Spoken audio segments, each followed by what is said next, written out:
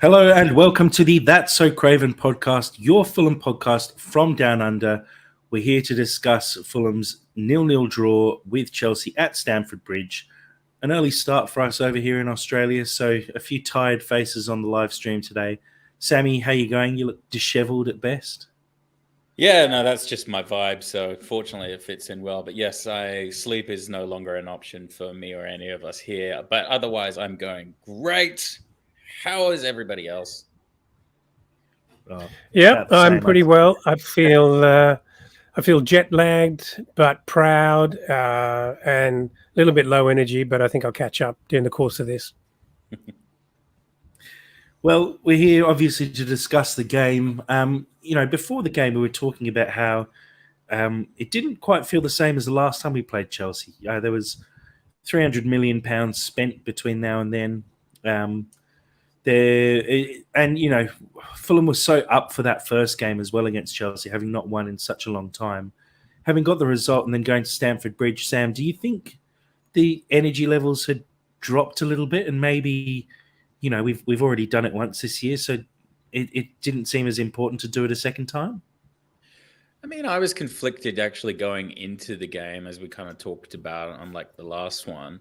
But if I was conflicted, I think the boys came out and gave the performance. I know it was a 0-0, but like arguably their performance of like the entire season as like a team was exceptionally proud of how they played. Like, yeah, again, this will be the entire podcast, just me just gushing. But like, it was really, really wonderful just to see them properly go toe to toe with a team that I hate so intensely, that just spent so much money, and we just barely did anything. Didn't even like Sasa Lukic wasn't even there. We just stuck to our guns, and is beautiful to see. It's been a great morning. Dad, how did you feel going into this game? Because, as I said, it was such a big event the first time we played Chelsea this season, and the fact that we got a win over them and they were in disarray. But, with the signings of Enzo Fernandez for over 100 million, Mudryk since we played them last as well, Badashile, there were, countless names. As I said, over £300 million worth of names that had joined. Did this game feel different for you? I think it was always going to be different, given that we weren't at Craven Cottage. We weren't far away, but it's an intimidating venue. And one where we haven't actually had a great deal of success. Having said all of that, if there were any concerns about how we were going to perform and how well we were prepared, we didn't show it. We were great from the outset, and we were so good when they had the ball in the first 10, 15 minutes. It was a lot to be proud of.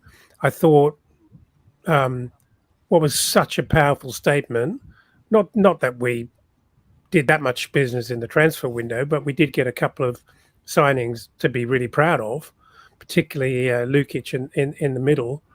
I love the statement from Silva. It just goes, no, we're not changing anything here. This is a unit. We're well prepared, and I believe in these guys. I'm backing them, and this is the team that we go out week on week, and this is the team that does well. And I love that. I love that about it all. And they've spent a lot of money. Even before that, they had a lot of individuals. To be fair, they had a lot of injuries when we played them a few weeks ago. And they haven't had a good run in the last few weeks since we last met. So I wasn't thinking that they were suddenly a transformed unit that we're going to be facing. I thought it was really fascinating that, probably 2 hours before the game, Potter must have got a call and said, hey, your new boys, we just spent a lot of money. They're in. And I suppose if you do spend that kind of money, you got to play them, right? Yeah. But I was going to say it's a massive risk doing that. Don't care who they are, individually brilliant. And Enzo Fernandez was really good, and he is absolutely top quality and top class. He was literally couldn't even call them by name when he was calling for the ball. He was waving to get the ball. But still, he was very, very good. And imagine him in 4 weeks' time when he's really settled in. Even if he looked pretty settled last night, but it's very hard to do that. We're a unit. That's the difference in how we play. And Well, what I was going to say is it's not overly surprising that Chelsea did throw in a lot of their new signings, or at least we saw a lot of their new signings during the game. I think if you spend £100 million on a player, you kind of have to start him anyway. So, and look at the results they've had so far this year. They're struggling, so it's not. It makes sense that they brought him in because they need wins, and they're not getting them. So what do you do at that point? Like, you can't leave out guys and you say, yeah, we'll give them time to bed in. Chelsea, I'm pretty sure I saw an article earlier this week basically saying with the amount of money that Chelsea have spent, they're going to have to make the Champions League to abide by financial fair play rules. They need that bump of money. And at this stage, they're not going to get it. And so they have to take chances like that and play guys who probably aren't ready. I think Fernandez he might have had one session with the team. It's a risk, but I think it's a risk they had to take. We'll go through the lineups a little bit as well. I think we all sort of expected Manus Solomon to be playing in this game, especially after his good performance against Sunderland. Sammy, were you surprised? You're probably the one who actually called it more so that you thought BDR might start for a different reason. But were you surprised at all that Solomon didn't start? No, not really. I mean, I said it again like last pod that I would have really liked to have seen him start, but I just don't really think that this was the game for it. This was the game for us, or Silva specifically, putting out what we knew was going to work. My only criticism was maybe he could have made the sub to get Solomon on a little bit earlier, because giving him like 15 minutes wasn't nearly enough. I would have given him at least 25, especially in the Just second quietly, phase. Sammy, he did have 25 minutes. Did he? It didn't feel like it. Like it didn't. Sorry, no, he did only have 15. No. Sorry. Yeah, no, he definitely did. Sorry, I thought he got on a bit earlier than that. What did you learn from taking this away from me? I did also say that Kenny Tete would score a goal as well. So just Sam's hot takes, guys. Just Sam's hot takes. He didn't score a goal, but we might as well should have. No, I thought it was the right call to have BDR there, and I think in terms of like nullifying a lot of stuff, him and Tete were superb down that right hand side, like way better than I ever expected them to be. But I imagine Silva probably preempted that, and he knew that was going to be the case. He trusted them, and I mean, he definitely made like the right call, in my opinion. Dad, same question. Do you think he made the right call? Well, I'm trying to, I'm just wondering whether Manus Solomon is not a guy to be used from the bench. That may simply not be the best format for him. It's not the easy thing to do, and I know Sunderland, entirely different level of opposition, but it does seem that he preferred that longer stint, picking up the tempo of the game right from the beginning. I thought, we're jumping to subs now, but I thought he wasn't that effective, and I was sort of excusing his ineffectiveness in previous very short cameos off the bench. But I'm just wondering whether that's not his best go-to. I'd agree with that. Yeah, I actually think we just didn't utilise him at all. He came off the bench and we never really got the ball out to him. So it is obviously, if you bring someone off the bench to make an impact, you have to actually give them the ball so they can make an impact. And I think he it's not harsh or hardly done by, but I think it's harsh to judge him on his performance based on the fact that he maybe only got a handful of touches. When he did get the ball, I thought he looked, positive. Well, He's so quick on the ball, but he just didn't He get did the ball. one really great turn, didn't he? Where Yeah. I can't remember who the opposition was, where he lost him. Just Yeah. beautiful skill.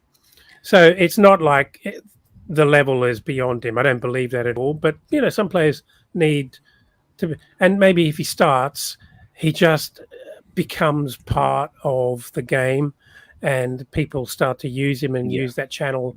But I don't know. It's very difficult to say. Like Sam said, with just 15 minutes, you don't get an opportunity. And I think Yeah. even if he had 25 minutes, he might have only got an extra 2 touches. Yeah. But also, as Sam said, it probably wasn't the right game to throw him into. One thing I will also add as well, if I can, even though Chelsea have been poor as of late, I can still never really fully knock them in terms of like their defensive structure, because their attack is kind of lagging, but their defense is pretty rock solid. Like their problem is scoring goals, not essentially keeping people out. So I think with that in mind, yeah, I think Silva made the right call, and I can't really criticize Manuel Solomon too much for not getting past. No, I don't think we are. Yeah, I know we're not. But I just wanted to note that. One thing was interesting is you sort of touched on there, Sam. Last time he played Chelsea, they went with 3 at the back and a couple of wing backs who are really wingers. Interesting to see when we took them on this week, they went to a 4-3-3 formation. So Reece James returned and Cucurella played left back, whereas last time round, I think Ziyech was effectively playing right wing back for them. Yeah, I think you're right. So it's kind of a compliment, I guess. You can take it as a compliment by saying, Chelsea played us, lost to us, and have come back to play us again, and have given us a bit of respect by changing their formation to try and counter what we do. And well, they weren't able to. But look, let's get into the game itself. Dad, give me your thoughts on the first sort of 15, 20 minutes of the game. How did you think Fulham got themselves into this one? Look, as I said earlier, I thought we started really well. If you look at the overall stats for the game, I think what happened in the first 15 minutes was probably indicative of the whole game, where we, for the most part, we were happy for them to be in possession.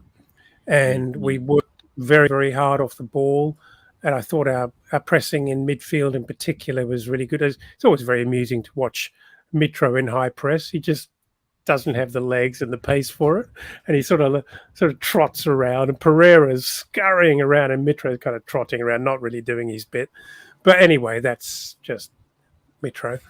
But I thought we were really good. We weren't overwhelmed at all with the situation. We were calm, and we were very much. I thought we settled very quickly, actually, really quickly.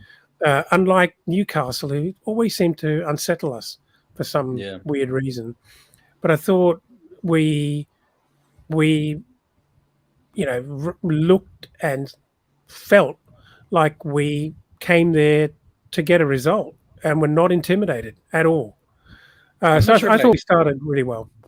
I'm not sure about you guys as well, but like off the ball, that was by far our best performance I think I've ever seen us do. Like in terms of it, they almost like remind me of like Morocco, like this most recent World Cup, in terms of like all the stuff that we were essentially doing and all the kind of like preempting everything that Chelsea was going to throw at us, as well as I had absolute confidence, I think, with almost every single Chelsea attempt in that first half, that we were going to be absolutely fine. There really wasn't actually a moment for me that made like my bum hole get really, really tense when I was watching like Chelsea's attack. And I just felt that everything that Ream, Tete, Anthony Robinson, and also Diop as well and Reed and Payne, everything that those guys was doing was nothing short of exceptional off the ball for me.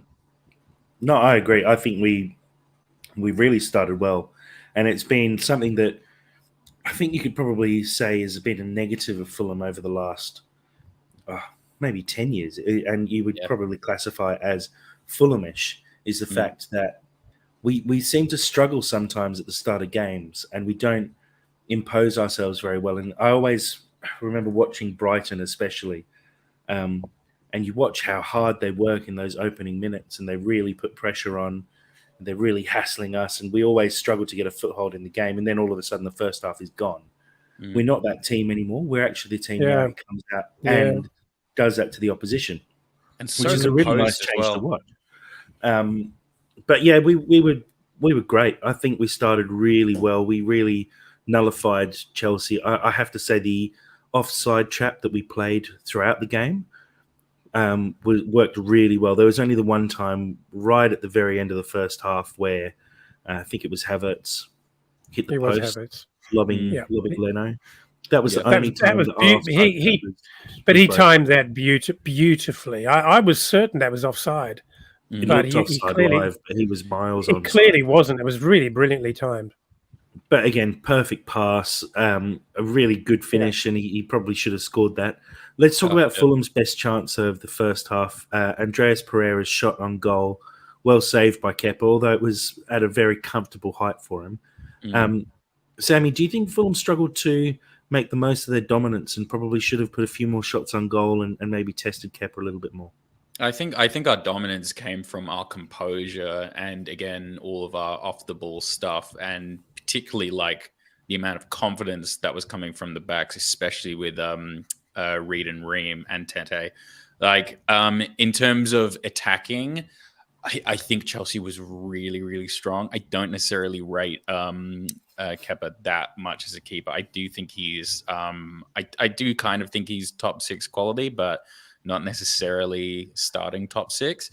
I think we just never really had the proper time and space to actually get anywhere near close inside the box, and like that was pretty evident how like Mitrovic was just completely taken out of the game, especially from the top. Like I felt actually quite sorry for him because I don't think he played badly, but I just think he just got completely shut out of the game because Thiago Silva is very good. Dad, Look, it's an interesting one, so I'll just nip in because I'll ask you a question here. With Mitrovic, he did have a quiet game. Do you think it's almost a compliment for him, the fact that he was quite obviously completely marked out of the game by Silva and Badiashile, but that did actually create the space, for example, for Pereira to get that shot off. Do you think that we can probably expect in the second half of the season for Mitro to have a quieter second half, as in second half of the season, and score less goals because teams are going to be coming out and targeting him especially? And therefore, do you also think that we might see some goals coming from elsewhere? Look, inevitably, this is the Premier League. You know, there are very smart managers and smart backroom teams who don't take very long to work us out. We're not that complex. There aren't that many dimensions to how we play. We play one way, one format in possession, and another without. But it's pretty obvious what we do, right? We just do it very well. Going back to your first question to Sam, which I want to answer, if there's one criticism, and I know we do talk about this offline a lot, is that for that amount of, what's the right word, for how much that we were in that game, terribly phrased sentence, we should have actually got something out of it. We needed a goal, and it's actually a feature of what's happened against top teams. You know, Newcastle in particular. We were in that game, and we're doing really well, but we don't capitalize. We don't get a goal, and I don't know that every instance is Mitro being marked out of the game, but we just aren't clinical enough. There's not the quality in the finishing, and we don't get a goal. And we go into halftime. We've done really well, but we go into halftime, and we're nil-nil. Great, everyone's happy, and we've fought our heart out. Defence and midfield have worked brilliantly, but we haven't got anything on the board. And now we're waiting for the opposition to get a goal and for us to be on the back foot because we know it's going to happen, or we think it's going to happen. So, look, I thought, well, another sidebar is I was getting very frustrated with the commentaries at Townsend, ex-Chelsea. Every It's not single even worth talking about, honestly. Yeah, but I'm not giving him time. like, it was more about how well the keeper did there as opposed to how good a shot that was. And yeah, it's just annoying. I thought he did well. He couldn't have done much better. He didn't labor. He was onto that pretty quickly. Okay, maybe top left corner, but that was a legitimate shot, and that 5 times out of 10 that could have gone in. I thought Mitro, Jack. I thought we were serving him. There were a lot of crosses going in, and I know Kenny Tete. I've always been a bit critical of Kenny Tete's loopy crosses coming in. I saw a big difference last night. Flat, dangerous crosses coming in from Tete right from the get-go. So Mitro was getting service, but he was crowded out, and he couldn't get anywhere near it. And it sort of looked like he was not trying very hard, but he couldn't get anywhere near it. Yeah, there are a couple of instances. Sorry, in answer to your question, should we be doing better? It has to be part of our plan, doesn't it? Because as season progresses and people work Mitro out and are prepared to actually crowd him out and have 2 players and therefore leaving one free, we've got to be making more of that. Yeah, there was what I was going to say. There are a couple of instances where the ball was crossed into Mitro. There was one where Mitro almost got his head to it, but you could just see he was just sort of body checked out of it by Thiago Silva. A couple other instances where he just he couldn't get himself into a good position because he was just physically being blocked. Nothing illegally done, but just very good close man marking, not allowing him any space to get to where he wanted to be. So I think, against Chelsea and against, players of the ability of Thiago Silva and Badiashile, he is going to struggle. And, he's coming up against Reece James at right back. We know he loves to peel off to that back post and have crosses coming in from Tete that he can put away. But you're not going to do that against someone like Reece James. Yeah. So against other lower teams, then yes, he'll probably actually be able to get himself into some space. But I think against Chelsea, it was always just going to be a struggle. And unfortunately, he wasn't able to make any of those chances count. But look, we went in at half time. Second half felt more of the same, really. Again, it's one of those weird ones where, we definitely felt like we need to score to make the most of the fact that we'd been playing really well. But it just didn't seem to come. We started talking a little bit about subs. Dad, did you think the subs were made too late in the game? We had Solomon come on in the 75th minute, and Harry Wilson come on as well. And then we didn't have another sub until injury time when Kenny and Vinicius came on. Yeah, I was, we were chatting during the game. I was calling for it 10, 15 minutes before that. And as I mentioned before, I'm concerned about how well Solomon performs off the bench. I know it's a difficult game. Well, it's an enormously difficult game to come on and make an impact on it in any case for anyone. But I just don't know that that's our best usage of him. And then, as you quite rightly said, we didn't play him in. The ball inadvertently went down that channel a couple of times, and he did quite well. Didn't do badly at all. But we just didn't see enough of him. But we know the time is going to come where he's going to have a major impact on a game because he's quality. He's absolute good quality. He's great quality. And it was interesting with Harry Wilson coming on. You wouldn't have dragged William Willian on the basis that he had a bad game, because I thought he had an exceptional game. And I was impressed at how hard he worked. He worked his guts out. He really did work his guts out off the ball, getting his body into position to draw fouls, to break up play. You know, a lot of the time he stands off, finds space, gets the ball and makes a run. He was working very, very hard last night. And he was, as you mentioned offline, Jack, he was looking cooked. He was blowing hard. Yeah, he was blowing really hard, and so it was not surprising.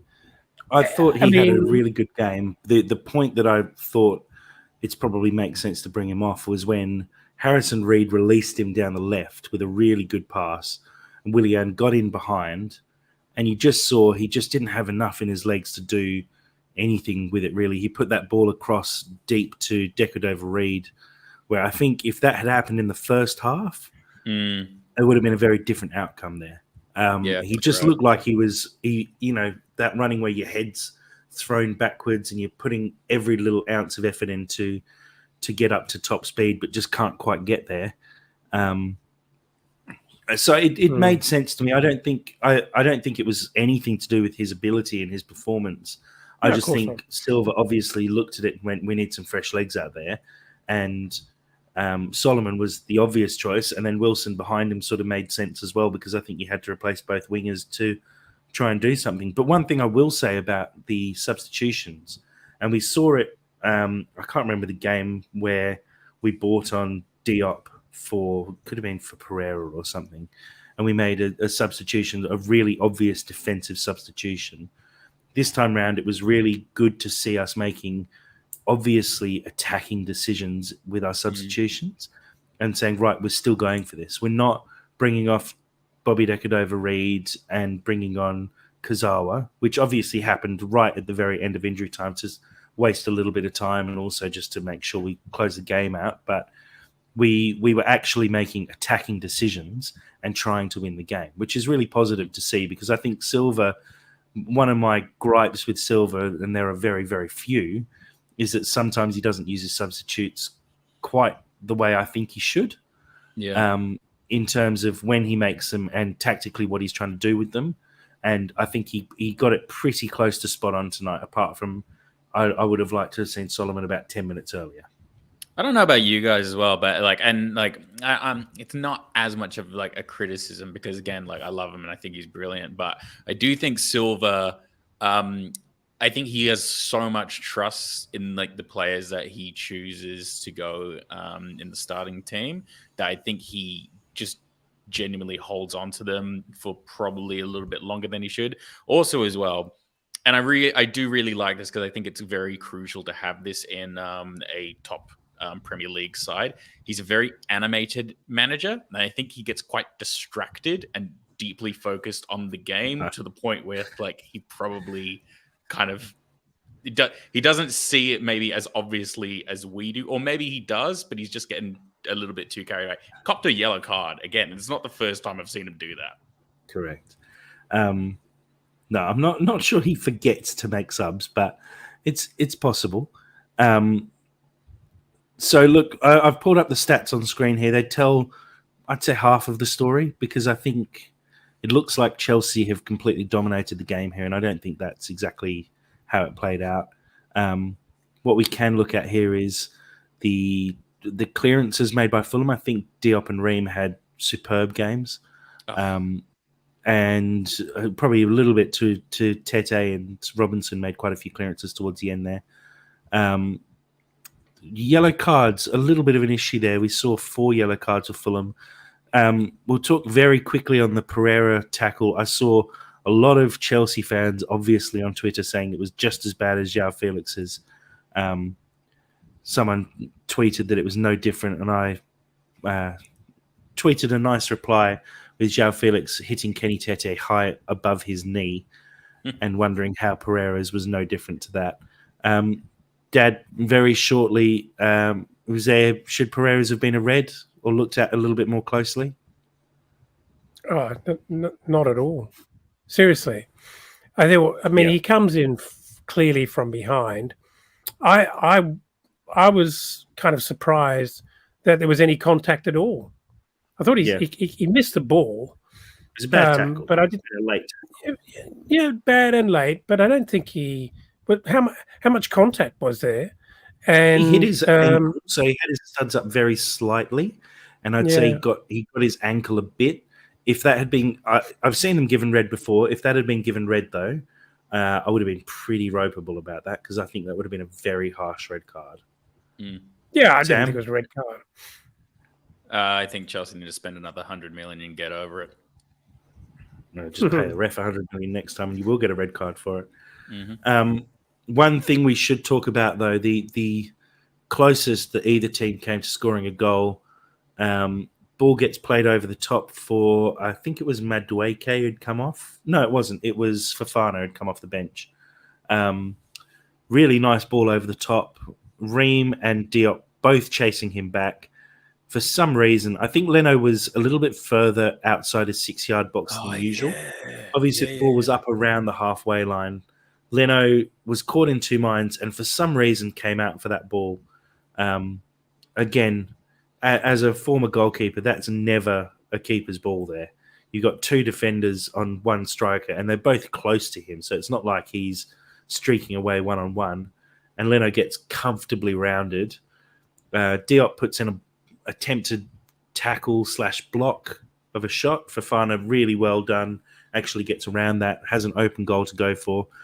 Tim Ream, the hero himself, flying back, makes a really good block from an open goal. Chelsea 100% should have scored there. We would have been ropeable if we'd missed an opportunity like that. Dad, I'm setting you up for a nice answer here. Was that pure luck or is Tim Ream amazing?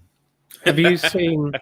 If you watch the replay, and Tim Ream was interviewed afterwards as well, and if you watch the replay, his decision making is so quick. He reads the whole situation. He screams to Diop to make the tackle, but he immediately runs directly to the goal. Doesn't even try to get involved. Knows what's going to happen. He runs directly to goal, and he's there by the time. Why are you wagging your finger at me? Well, no, because I'm going to follow up and say it, and that is the mark of a really good central defensive partnership where they're communicating with each other really well. Yeah. Tim Ream says, you go to the ball, I'm going to the line. They know what each other are doing. They know where they're going to be on the pitch. Diop knows exactly what his role there is. Ream knows what he's going to do. He just slows it down enough. And also, Leno actually gets himself back up and gets... He tries to make another attempt. He dives at the ball, which actually shallows the angle a little bit as well because he can't try and place it into the far corner because Leno's actually, if he tried that, Leno probably gets a hand on it. Really well done, and I think amazing defense. It's something we saw in the Sunderland game as well with the defender getting back on the line, and you watch the replay how he actually peels back. He sees Pereira lining up and peels back to the goal line to make the block. Gets a little bit lucky with the deflection and the fact that it gets hit directly at him. But it's a similar sort of instance where Tim Ream's done really, really well there. And he's won Fulham a point, hands down. Because I think we really were struggling to create good chances. And that could have absolutely killed the game off for Chelsea there. And I don't think we would have got back into it if that had been finished. I want to talk about Tim Ream as well. I just want to talk just genuinely about how far Ream and Robinson have come literally in the space of like 2 seasons. Now, I'm not a huge advocate for like experience over like talent, but Tim Ream, man, his development of he's just become this incredibly wise player. His instincts are just I just never associated that with Tim Ream before at all. And now he's kind of just like become this really top tier level Premier League centre back. And like Robinson as well. Robinson was playing like he could have played for like Man City last night. Like genuinely, I thought he was also phenomenal. So quick, so confident. What those two have done of that left-hand side for me is like nothing short of like phenomenal in terms of like how they have progressed. When I think literally even a season ago, I would never have been speaking about them in this light. I'm so chuffed about it. Like, because I just feel really, really lucky. I don't really fully know where it's come from. Like, I don't know why he's aging like a fine wine and so well, but it's just awesome. It's so good. I love them so much. I think you could take that view across the board, basically, with most of this Fulham team. You look at the guys we've picked up. Leno was thought of as completely done by Arsenal, and they thought Ramsdale was the best thing ever. And he's come and proved himself to be one of the best keepers in the league so far this season. You look at, like you said, Robinson was playing for Wigan. Tim Ream was at Blackburn. Not setting the world alight either, but doing okay. Diop, West Ham fans thought Diop was useless and said, get rid of him. We're glad to be rid of him. And now you guys have him as a problem, and he's proved completely different. Kenny Tete cost us £3 million from Lyon, and he's performing like the best right back in Europe at the moment. I mean, you push it and say he's one of the best right backs in the world based on his current form. Yeah, it'd be hard to argue that, really. And we'll touch on it a little bit later. And Andreas Pereira was an outcast from Man United, went to Brazil, was doing okay there. He's come to Fulham and he's shining. Willian was sort of completely done. He's come to Fulham and he's outrageous. Mitro couldn't do it in the Premier League and he's scoring goals. We're a team of people like that now, where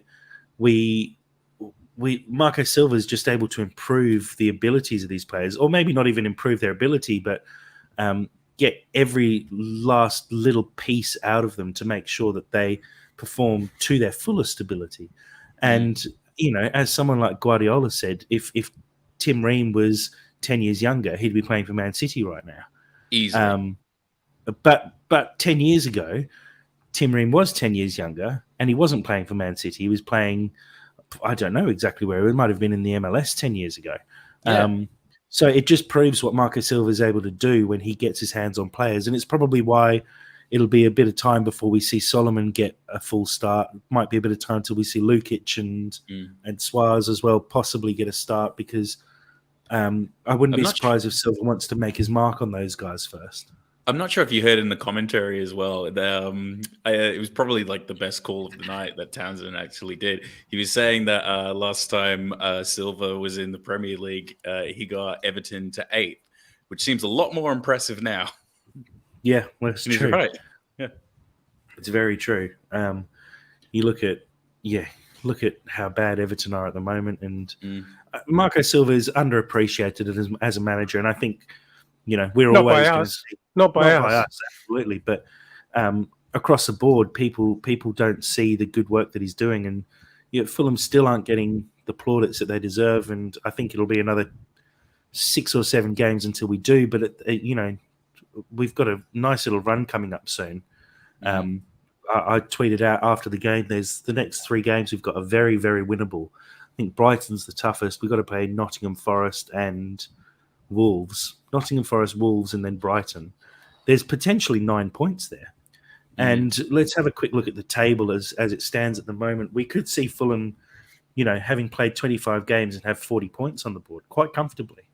And at that point, the mainstream media and everyone else is going to have to stand up and look at it and go, Fulham most seasons would be hoping to make 40 points in the 38th game of the season. Fulham could potentially have 40 points on the board with 13 games left to play. And at that point, you're really looking at it and going, this Fulham team could hit 60 points this year, which is the most Fulham have ever made in the Premier League.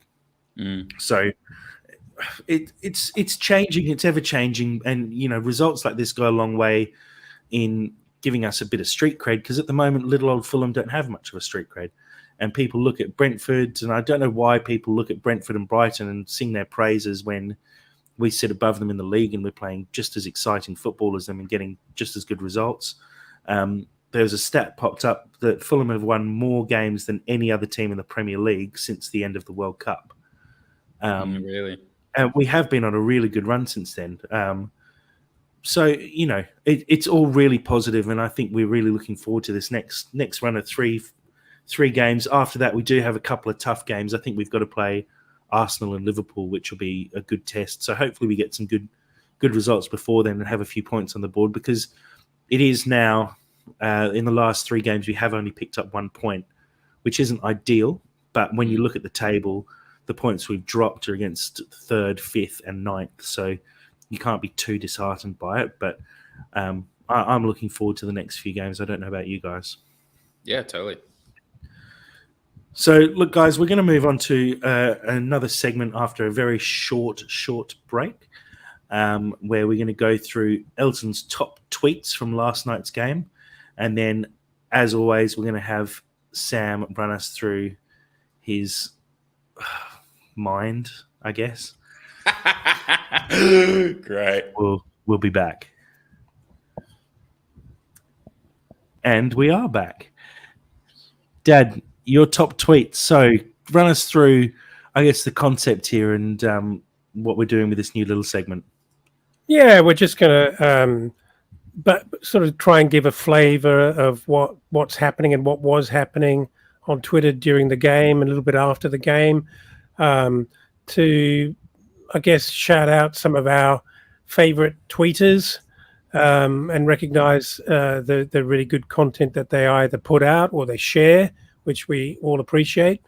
And just to pick up on some very humorous content that flies around Twitter, not just the factual, but a little bit of entertainment with sometimes a little bit of a sting in it, to our favourite Southwest 6 friends. So yeah, roll the tape. So the first one here is from Fulham Focus, which obviously is a regular contributor on the airwaves. Man of the match, you say, 100%. I won't read all this out, but this is obviously in praise of Kenny Tete, who clearly had an out of skin performance last night. And I mean, this guy is just unbelievable. We talk a lot about how well these so-called championship players have done. This guy is just carrying the weight of it on his shoulders, and I kind of get nervous that he's going to cop an injury. And I guess Cedric is proof that there's concern across the board about that. But if you look at some of his key stats there, aerial duels, 100% won. 69 touches. I'm surprised he only had 3 interceptions. It felt a lot more than that. And that's just his defensive summary. But he was huge in attack early in the game. He really set the tempo. And as I mentioned earlier, his crosses in were matching that of both Pereira and Robinson. He was just so outstanding. And, he ran 100 million or whatever they paid for Mudryk. He ran him off the park. He absolutely ran Mudryk off the park. And I don't think that many pundits would have predicted that. So thanks, Fulham Focus, for that. Next slide, Jack, please. Well, I'll just add one point to that as well, and I should have pulled it up before. Cottage Analytica put out a tweet as well, similar to this with some stats, I guess. I'll just read it out word for word. Tonight, Kenny Tete was matched up against Mudryk, Madueke and Sterling at various points. Between them, they didn't manage a shot until injury time, achieved 0 crosses, 0 successful dribbles, and they collectively lost 10 out of 12 ground and aerial duels to Tete. So he shut down. That's getting close to £200 million worth of players there. And I know, Sammy, before the game, you were a little bit worried about Mudryk, but Tete completely shut him out of the game. No, completely. And he was hands down man of the match for me, because down Chelsea's left, they produced nothing for the whole game, and it's purely because of Kenny Tete. He was everywhere, and he was superb throughout. And I reckon the only shot, which was the shot until injury time, was that one in the very last, basically the last shot of the game, where Sterling had the ball on the edge of the box and tried to put a big looping curler into the far corner. I'd say that would be the only shot that would be against Kenny Tete. But, you know, it's just a superb performance, and I'm glad Fulham Focus picked that up and that Cottage Analytica actually looked into that a little bit deeper and just showed how dominant Tete was against top-class opponents there. Just thanks for throwing that in, Jack. A huge shout out to Cottage Analytica, who I think provide like really unique. They provide a wonderful lens and make stats probably very interesting for a lot of people who maybe many people glaze over at all of the stats that are out there, but they produce some really, really great stats and the kind of detail that not many people would focus on, and make it fascinating particularly for Fulham fans in just highlighting how well some of our players are doing.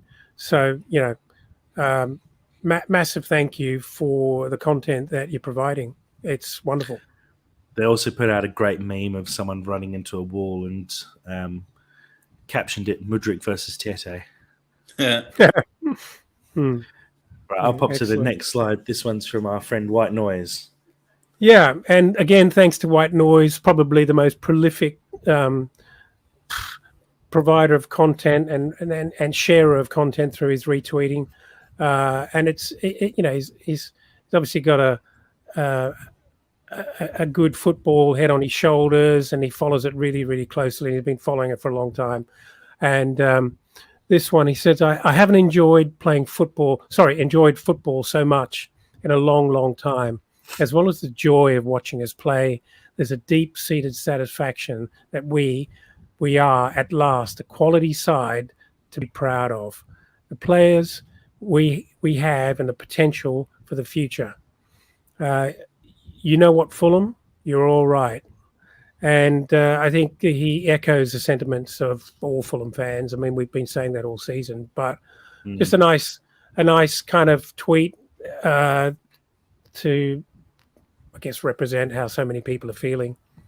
So, yeah. I enjoyed this one from Fulham Bone. So Mark Worrell tweets, only a week ago until Mudryk sends the Fulham, you like the way I avoided pronouncing his first name there, only a week to go until Mudryk sends the Fulham defence of 14 pieces of original recipe chicken, 8 hot wings, 8 mini fillets, regular popcorn chicken, 6 regular fries, 2 large sides, and a 1.5 litre bottle of Fanta. And that's in, that print of what he's going to do to us. And Fulham Bone replies on Twitter and he says, all he sent was a kit man out to get a box of tissues so he could pretend to have a cold after dropping a 0 out of 10 performance. Kind of harsh, but sort of what you'd expect from a passionate Fulham fan on the night. And again, this is all praise to Kenny Tete and BDR down for the job they did together on that side of the field. And look, apparently he was ill, but you'd think he'd persist. I guess Graham Potter would argue, I've got plenty on the bench, and so why wouldn't I bring on fresh legs? But if he was tired and suffering from illness, that would be one thing. But while he was still fit enough to play a half, he wasn't effective, and that's the truth of it. So I enjoyed that.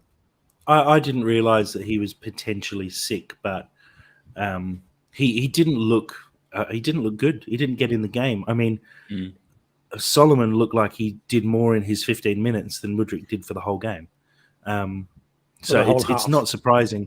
It's one of the commentators said at halftime as well. You know, we've heard Mudryk's gone off, and they genuinely weren't sure if he'd been injured or if he was being dragged because he'd played poorly. And I think if you have a poor game, it's quite obvious most of the time, and you get dragged at half time. Most of the time, if you get dragged at half time, though, it's for a reason. They couldn't work out if he was just playing terribly or if there was something wrong. And I think that speaks volumes of how poorly he played and how well Kenny Tete kept him out of the game. Completely true.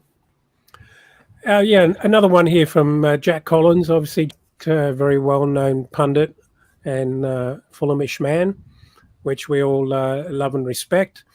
And this one is a great comment, and it says Chelsea spent £200 million since losing to Fulham to try and wrest back SW6.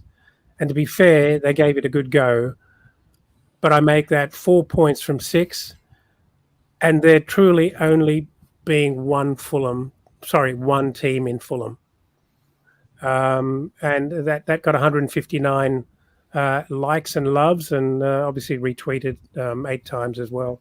So yeah, I think it's interesting to note how much money they have spent since we last met them, and how little impact that actually did have.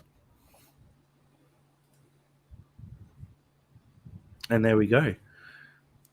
So I think we'll definitely continue doing that in the future as well. So make sure you tag us in any comments you make on Twitter so that we see them. We'll obviously do a bit of scouting around as well during and after games and during the week, and try and pick up a few bits of interesting information that we see online. It's always good to shout out, especially our supporters as well.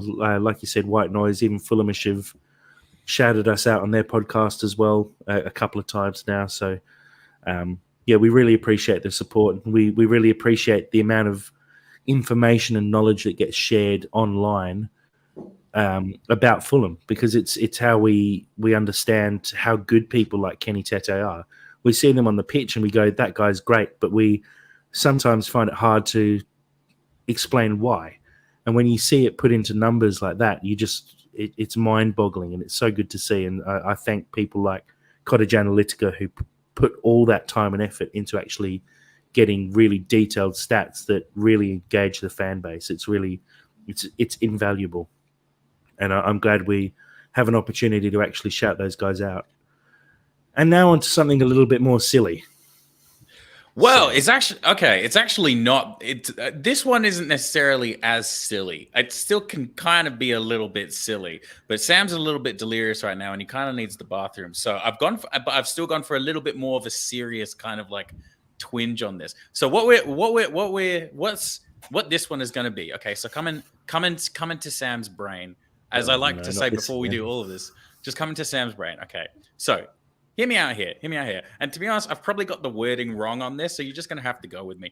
All right. So if you could loan out, okay, so assuming, right, if you could loan out either. Great start, Sammy. One of the, I can't read this properly. I don't have my glasses. Okay. So basically, so here's the concept. I'm not going to look at this. So if you could loan out one of our players to Arsenal, who's assumingly going to win the league, assuming it's for a major injury, they're going to play a crucial part.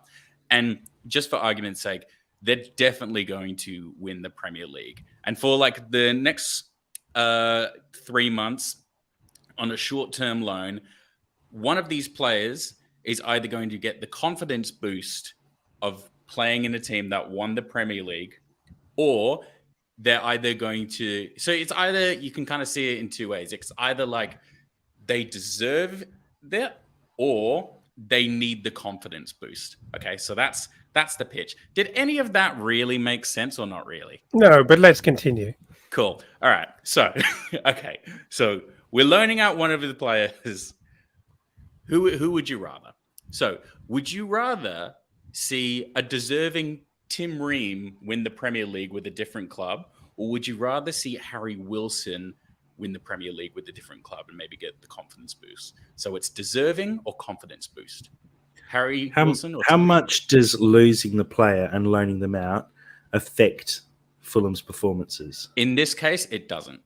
I don't know how I can confirm that, but in this case, it doesn't. So you're really just thinking with the player in mind here. So I'm thinking, again, you invited me into your world, but I'm thinking with my logical brain, and it's probably not going to work out very well. No, it's going to work. We loan Harry Wilson out, but actually he doesn't start. He doesn't get a game. So he does start. He does start. What Sam's saying is he gains a bunch of confidence when he goes away the confidence he needs, and then he comes back to Fulham afterwards? Yeah. Or do you just give Tim Ream but a I Premier can't. League to make him feel good? Yeah, but he's, Harry Wilson in my brain. He goes to Arsenal, but he doesn't get on the pitch, and Okay. so So in You're this scenario, missing the point. in this scenario, Saka has died. Okay, Martinelli has also died as well. He has no opportunity. He's no Arteta's getting also over. died. Arteta's Arteta might screwed. stop him. Yeah, everything's gone out the window. So it's either, and in this scenario as well, I'll give so it to Tim Ream, because Tim Ream only has a few years left in his career to win trophies, and I think he deserves one. Yeah. Or you give it to Leno, No, for the full no, redemption you're not. story. No, you're No, not it's picking the up on the Woodchip game brother. here. It's not picking up on the Yeah, game. I know. You need to work a lot Will- harder on this, Sammy. Wilson I'm needs the sorry. confidence. Wilson needs the confidence. We Okay, need. you think We Wilson- want Wilson. We want Wilson to get the confidence. I want to see if Wilson, I want to see Wilson win the Premier League and then come back a changed man. Okay, in the same breath, Luke Harris or Andreas Pereira, which one of them do you want to see get that moment? Luke Harris. Ooh, Experience so- alongside good players, and he would benefit from it in the long run for sure. I feel for I me, Andreas Pereira deserves it. I don't think Andres Pereira actually needs the confidence boost right now. Yeah. It's not necessarily And- always about confidence boost, though. It's like you just feel that they probably deserve it. This is my I game. don't know if he does deserve it yet. Ooh, okay. Well, I think he's great, but I don't think someone like Tim Ream, who is at the end of his career and worked his ass off and has improved at such a late rate. And when you hear someone like Guardiola say, if you were 10 years younger, I'd pick you and you'd be playing at Man City, it just shows that he does deserve it. Pereira still has a lot to prove. And I think he'd more than deserve it, this would work for him going out for experience as well. Yeah, I can see that. But he's not down on confidence, so it would just be, hey, here, go and have a party and win the accolade. I think Pereira's loving his time at Fulham. He's got huge opportunities. He's very much a part of it all. And so, I think he doesn't need to go anywhere. And he's young enough still to keep growing with us. So you're taking Luke Harris. Luke Harris is going? Yeah. Cool. Bobby Decordova-Reid or Anthony Robinson? Which one? BDR. I'd like to see him win a trophy. I think that'd be great. Yeah, I'm quite he torn on deserves this it. one, but I think BDR. I think BDR. I would like to see Anthony Robinson in that position one day. I reckon he probably will move to a He top probably 6. will be. He'll be in a top 10 one day. I think BDR is such a workhorse and such a player. He gets mucked around, and I feel really sorry for him sometimes in the fact that he does have to fill all the gaps. And so when a player does that and doesn't whinge about it and just keeps on going and keeps performing really well, he deserves it. Totally. Yeah. Tom Kearney or Alexander Mitrovic? That's probably the toughest one so far. I'd Yeah, say no. Mitro, purely because everyone says he can't do it. And I think it Yeah. would be great for him to have a Premier League under his belt to be able to say, well, you know what, I can do it. I think of all the people that we've talked about as well, he would probably gain the most confidence wise out of that, because that would probably eliminate a lot of doubt from his psyche, and he's got plenty of it. Yeah, I think, but Mitro does get the World Cup and the international stage, leading Serbia. So he, whilst he is a confidence player, he's not short on confidence, and I think he's had a lot of accolades in his career. Whereas, I don't know what I'm trying to say. And yeah, fair enough. I think I'm gonna go Mitrovic as well. I'd like to see him lift something big like that. And finally, Kenny Tete or Manor Solomon. I do understand Kenny that Tete. Yeah, it's got to be Kenny. Too hard. Yeah. Can't ask that question after a game like that. Yeah, I know. Well, I did this before. I did this before we did the game. Yeah. So, what about your dad, Kenny Tete, as well? Oh, there's an enormous amount of love for Kenny Tete. He looks like a lovely guy, and he's a workhorse, and he's just outdoing himself, outdoing, people's wildest expectations of him. He should already be in a team like Arsenal.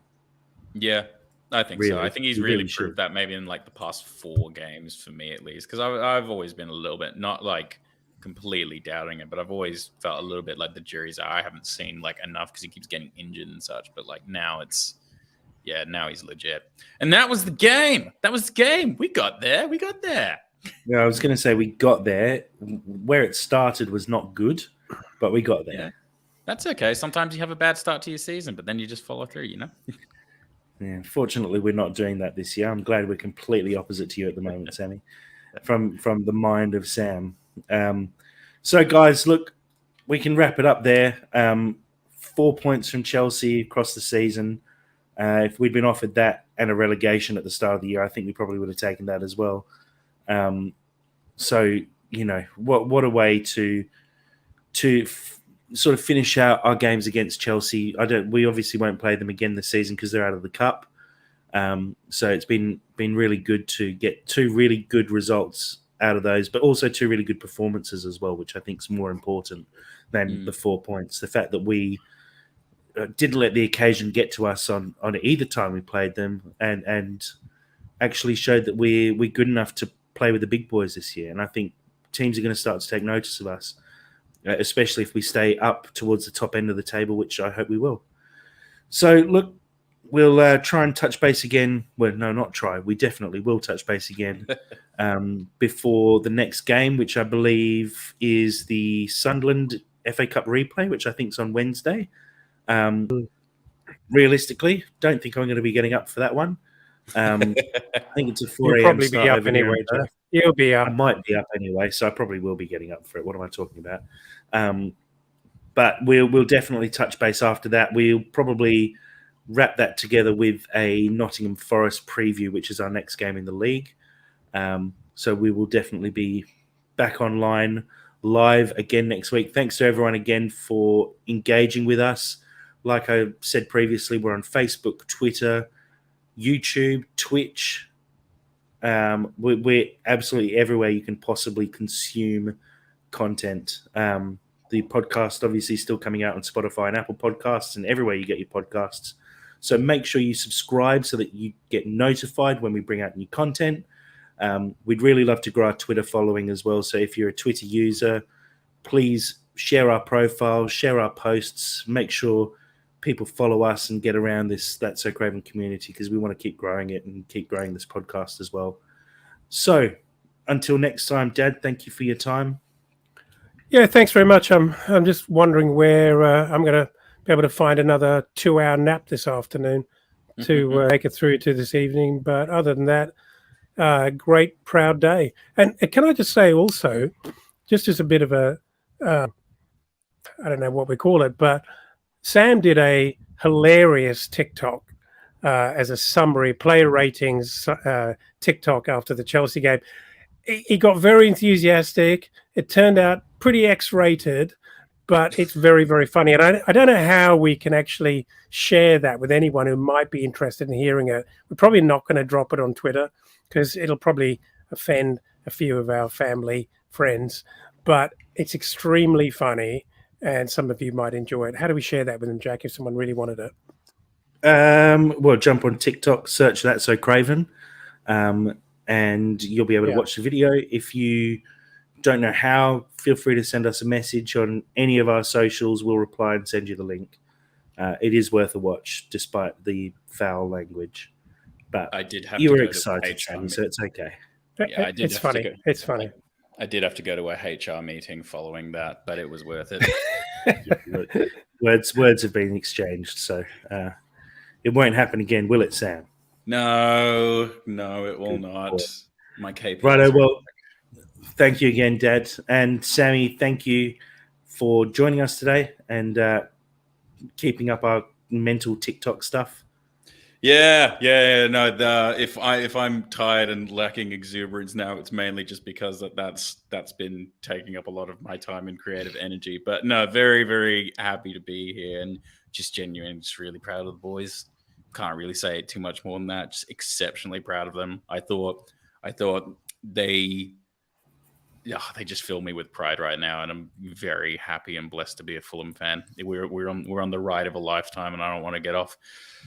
So yeah, thanks for having me. Sammy. Well said. So look, until next time, come on, you Whites.